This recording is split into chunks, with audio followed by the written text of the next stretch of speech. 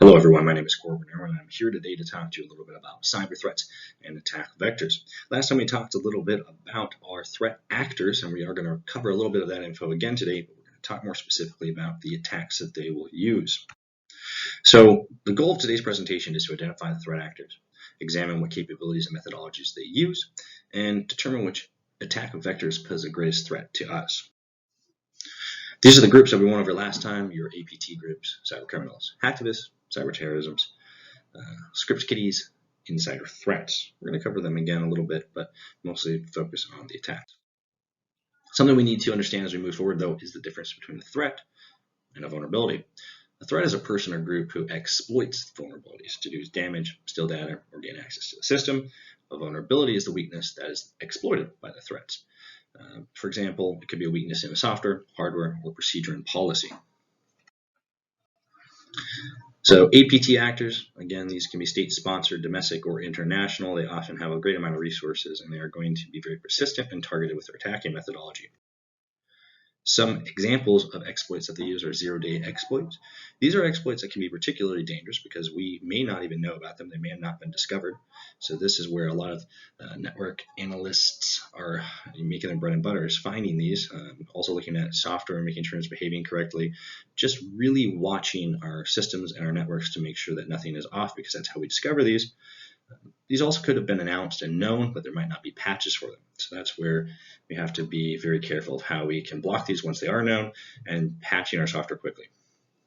Spear phishing is a type of phishing, but it's very, very targeted. So it's going to be aiming at individuals or at companies, and it's going to be using a lot of personal information and often quite a bit of advanced technique when they are doing this type of phishing, because they are going to be persistent with it and they're going to have better resources.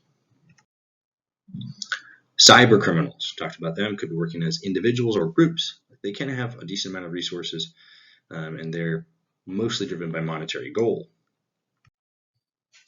Some methods that they use: ransomware. That's a huge one in healthcare right now, something we need to be aware of. Ransomware is an attack where an outside group accesses information or a system and locks it using encryption until a ransom is paid. We saw something similar to this with the pipeline incident, where they actually locked down control of the pipeline.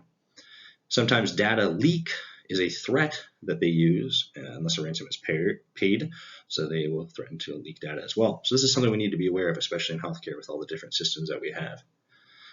Vishing or voice phishing is something that we see quite a bit too. I'm sure you've gotten those annoying calls from people claiming to be from the IRS, the police, your warranty department, or something like that. But they also could be targeting our employees, saying they're part of the company, the security teams, things like that, and getting information about our systems that way. So it's something we need to have training on and be aware of so that we can prevent our employees from accidentally leaking information. Hacktivists is a group that we talked about. They are motivated by political ideologies. And they often are going to be having a little bit different of a goal. They're kind of trying to spread their message. So whaling is a type of phishing. Phishing in this sense is they're targeting executives and VIPs of the company. So looking for important figures, and they might be looking to get into social media accounts. They might be looking to access websites so they can deface it and spread their message that way. They're also known to use denial of service attacks. There is a DDoS type attack. The only difference between a denial of service and a distributed denial of service attack is one is using a single system and one is using a group of systems to basically take a ton of traffic and overload servers. This can be very costly for us to fight against, and so we have to have systems in place so that if this does happen, we can cut off their access. Cyber terrorists are often going to be motivated by ideologies, and they will be using more destructive tactics. Some attacks that they could possibly be using are Internet of Thing attacks. Now, it's kind of a confusing name. What it's really talking about here is different devices connected to networks. In healthcare, more and more monitoring software or hardware and more devices in general in the hospital are connected to our network. So this kind of goes two ways. They could either exploit the devices to gain access to the network, or if they already get access to the network, they could then gain access to the devices and cause damage. And with that type of risk going on, it's something we need to be aware of. Viruses are a type of malware that they can use. It can be very damaging as they self-replicate and infect many computers, so they spread. And if they decided to, they could spread and then set them off at once, causing catastrophic damage. This has been seen a couple times with different viruses. Script kiddies, again, these actors don't really know how to code, but they're using existing software, but they might be using it in a new way.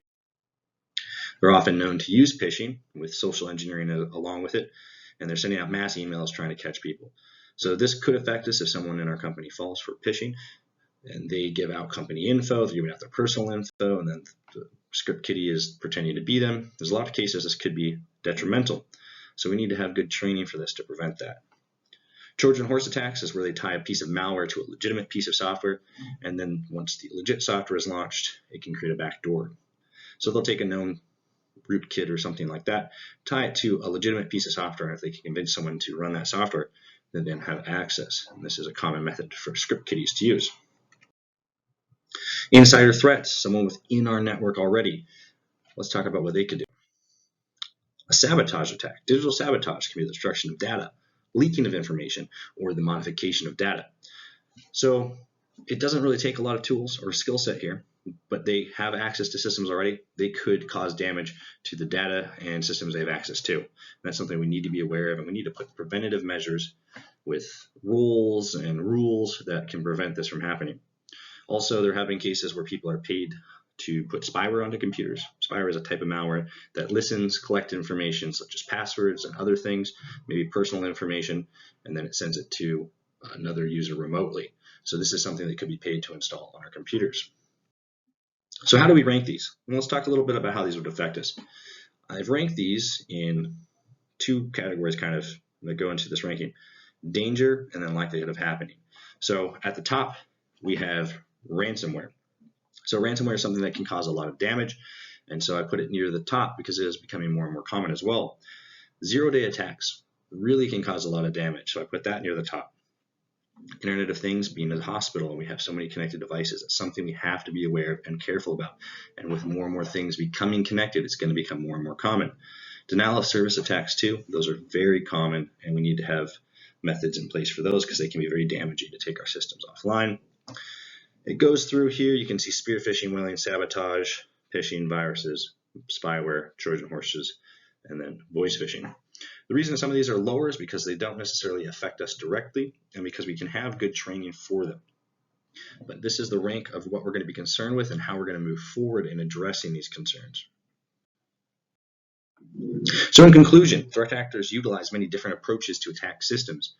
They have many different goals and motivations, which controls maybe the attacks that they will be using.